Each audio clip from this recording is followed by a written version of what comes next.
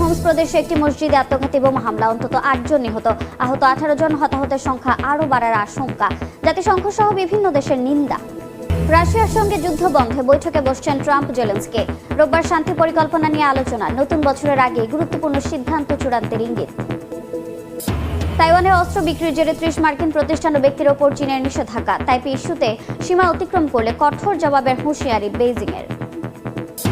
গাজায় টেকনোক্র্যাট সরকার ঘোষণা করতে পারেন ট্রাম্প। জানুয়ারি থেকে যুদ্ধবিরতির দ্বিতীয় ধাপে যেতে চায় হোয়াইট হাউস। নেতানিয়াহুর আপত্তি বাধা বলছে গণমাধ্যম। যুদ্ধবিরতি আলোচনার মধ্যেই সীমান্তে আবার উত্তেজনা। কম্বোডিয়ায় বিমান হামলা চালালো থাইল্যান্ড। বেসামরিক আহতের দাবি ব্যাংককের। আজ 2 প্রতিরক্ষা মন্ত্রীর বৈঠক। এবং জাপানের গানমা প্রদেশে 50টির বেশি যানবাহনের সংঘর্ষ, মুহূর্তে ধরে যায় আগুন। 1 জন নিহত, আহত 26।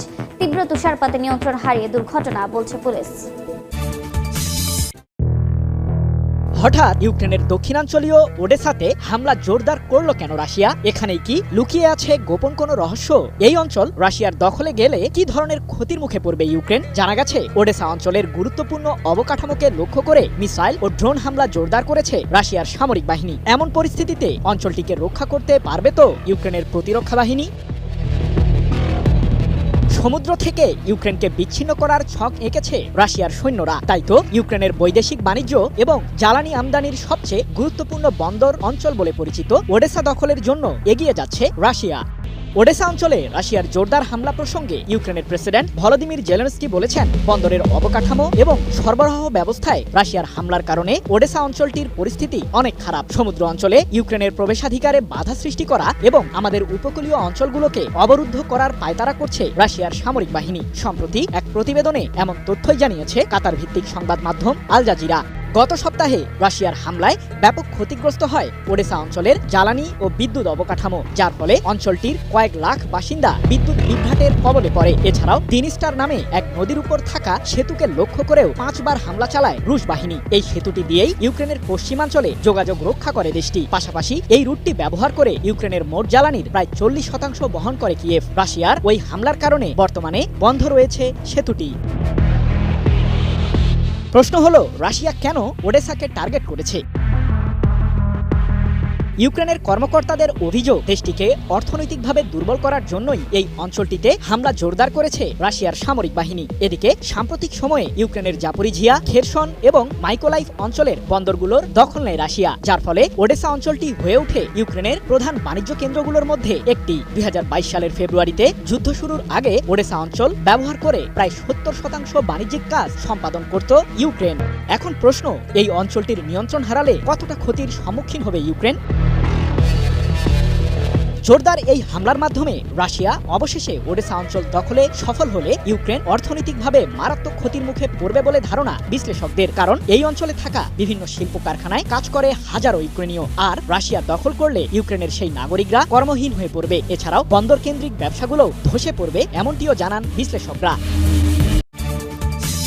তাইওয়ানের কাছে অস্ত্র বিক্রির সিদ্ধান্তের জেরে 30টি মার্কিন প্রতিষ্ঠান ও 10 ব্যক্তির ওপর নিষেধাজ্ঞা দিয়েছে চীন। তাইপে ইস্যুতে সীমা অতিক্রম করলে কঠোর জবাবের হুঁশিয়ারি দিয়েছে বেইজিং। চীনের বাড়তে থাকা চাপের মধ্যে এবার অভ্যন্তরীণ রাজনৈতিক দ্বন্দ্বে বিপাকে পড়েছেন তাইওয়ানের প্রেসিডেন্ট লাই চিংতে। তার বিরুদ্ধে অভিশংসনের প্রস্তাবে অনুমোদন দিয়েছে দ্বীপটির আইনসভা। আগামী বছরের 19 মে এ বিষয়ে চূড়ান্ত ভোটাভুটির কথা রয়েছে। তাইওয়ানে অস্ত্র বিক্রি নিয়ে যুক্তরাষ্ট্র চীনের মধ্যে দীর্ঘদিন ধরে উত্তেজনা চলছে। সম্প্রতি দ্বীপটির কাছে $1110 কোটি অস্ত্র বিক্রির মার্কিন অনুমোদন সেই আগুনে ঘি ঢালে। এর জেরে এবার বেশ কয়েকটি মার্কিন প্রতিষ্ঠান ও কয়েকজন ব্যক্তির ওপর নিষেধাজ্ঞা দিয়েছে চীন। স্থানীয় সময় শুক্রবার চীনা পররাষ্ট্র মন্ত্রণালয় জানায়, নিষেধাজ্ঞার আওতায় রয়েছে বোয়িংয়ের সেন্ট লুইস শাখা, Northrop Grumman systems corporation, L3 Harris maritime services এবং লার্জারাস AI সহ আরও কয়েকটি প্রতিষ্ঠান। ঘোষণা অনুযায়ী ওই প্রতিষ্ঠানগুলোর চীনে থাকা সম্পদ জব্দ করা হবে। নিষেধাজ্ঞার আওতায় থাকা ব্যক্তিদের মধ্যে রয়েছেন মার্কিন প্রতিরক্ষা প্রতিষ্ঠান, অ্যান্ডুরিল ইন্ডাস্ট্রিজের প্রতিষ্ঠাতা এবং তালিকাভুক্ত কোম্পানিগুলোর কয়েকজন জ্যেষ্ঠ নির্বাহী। তাইওয়ান ইস্যুতে সীমা অতিক্রম করলে কঠোর জবাব দেওয়ার হুঁশিয়ারিও দিয়েছে চীনা পররাষ্ট্র মন্ত্রণালয়। একই সঙ্গে তাইপেকে অস্ত্র দেওয়ার বিপজ্জনক চেষ্টা বন্ধে মার্কিন প্রশাসনের প্রতি আহ্বান জানিয়েছে বেইজিং।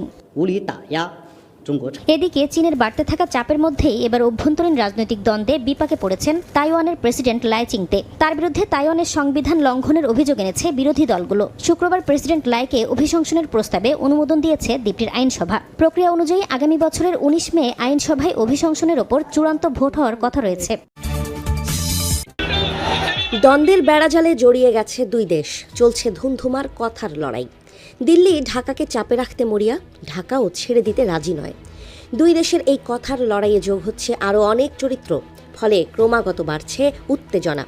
ভারত বাংলাদেশ এখন উত্তপ্ত কড়াইতে বসে জ্বলন্ত উনুনে ঝাঁপ দেওয়ার অপেক্ষায়। 5 আগস্ট 2024 শেখ হাসিনা ক্ষমতাচ্যুত হওয়ার পর থেকে যে বৈরিতার শুরু হয়েছিল, তরুণ নেতা শরীফ ওসমান হাদির হত্যাকাণ্ডের ঘটনা ঘিরে সেই উত্তেজনা বেড়েছে আরও বহুগুণ। এদিকে ভারত বাংলাদেশ সীমান্ত পরিস্থিতি ঘিরে উত্তেজনা আরও বাড়ছে। পশ্চিমবঙ্গের সীমান্তবর্তী একাধিক স্থলবন্দরে বুধবার বিক্ষোভ ও অবরোধ কর্মসূচি পালন করেছে ভারতের ক্ষমতাসীন দল বিজেপি।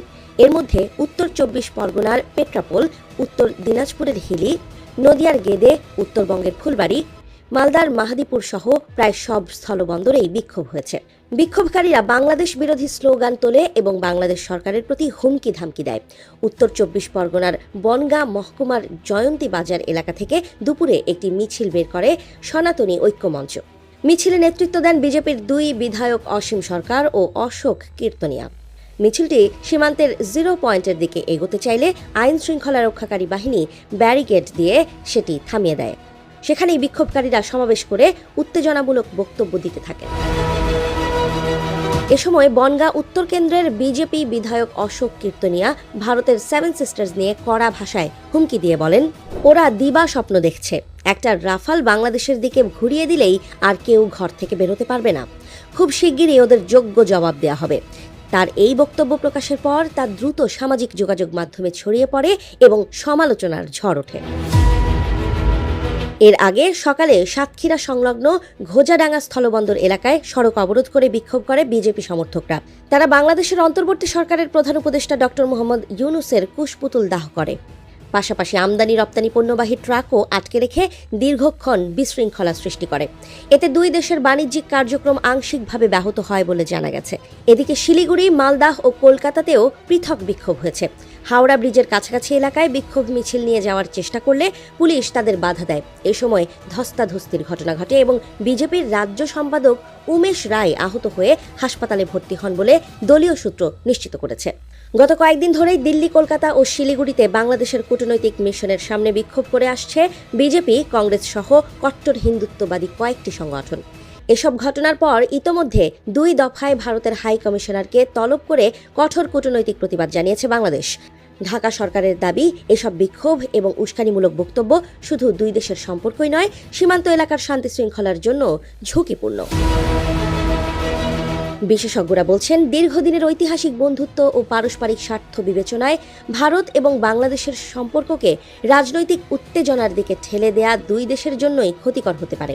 সীমান্তবর্তী এলাকার জনজীবন, বাণিজ্যিক যোগাযোগ, এমনকি সাধারণ মানুষের নিরাপত্তাও এতে হুমকির মুখে পড়তে পারে। তারা উভয় দেশের দায়িত্বশীল রাজনীতিবিদদের সংযত বক্তব্য ও কূটনৈতিক আলোচনার মাধ্যমে উত্তেজনা নিরসনের পরামর্শ দিচ্ছেন। বাংলাদেশ সরকার পরিস্থিতি নিবিড়ভাবে পর্যবেক্ষণ করছে বলে জানিয়েছেন সংশ্লিষ্ট নীতি নির্ধারকেরা। অন্যদিকে ভারতের কেন্দ্রীয় সরকারের পক্ষ থেকে এই ঘটনাগুলোকে কতটা গুরুত্ব দিয়ে দেখা হচ্ছে তা নিয়ে এখনো কোনো সুস্পষ্ট অবস্থান জানা যায়নি। তবে সীমান্তে বাড়তে থাকা রাজনৈতিক উত্তাপ সাধারণ মানুষের মাঝে উদ্বেগ বাড়িয়ে